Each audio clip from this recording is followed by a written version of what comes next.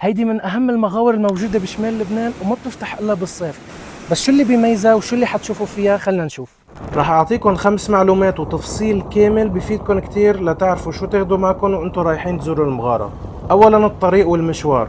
بعد ما توصلوا عبشري وتكونوا استمتعتوا بهالمناظر الساحرة راح تصفوا السيارة وبيكون عندكم مشوار تقريبا 800 متر مشي على ممر ضيق. هالممر بيطلع على وادي النوبين، يعني رح تشوفوا مناظر ساحرة بتخليكم تمجدوا عظمة الخالق. كمان في مقاعد لتستريحوا وأماكن حلوة لصور تذكارية. تانيا التذاكر والخدمات. بعد ما تخلصوا المشوار وتوصلوا لمطرح التذاكر حيكون في محل صغير للاستراحة وفي حمامات نظيفة وفي سناك إذا حابين تاخدوا شي خفيف. أما دخولية فتكلفتها $8 على الشخص.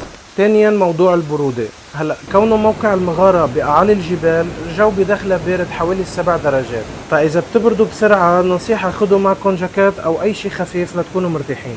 رابعا شو رح تشوفوا جوا؟ أول ما بتفوتوا رح تلاقوا بركة مي كبيرة صافية ونقية وعم تلمع من الأضوية، وعلى طول الممر رح تشوفوا الصواعد والهوابط اللي تشكلوا عبر ملايين السنين وكل حجر فيهم عامل لوحة فنية طبيعية مختلفة. الممر جوا فيه ميلان خفيف، يعني رح تمشوا شوي طلوع ونزول. الجولة بتاخد بين 10 ل 15 دقيقة وكلها مليانة مناظر ساحرة بتخطف النظر. والأجمل إنه تحتك في نهر قوي مع تيارات هواء منعشة بتعطي المغارة جو حيوي مميز. وآخر شي موضوع الانزلاق. هلا كونه المغارة رطبة الأرض فيها شوية مي، فنصيحة الأفضل تلبسوا صبابيط منيحة لتكونوا جاهزين وما يصير معكم أي انزلاق.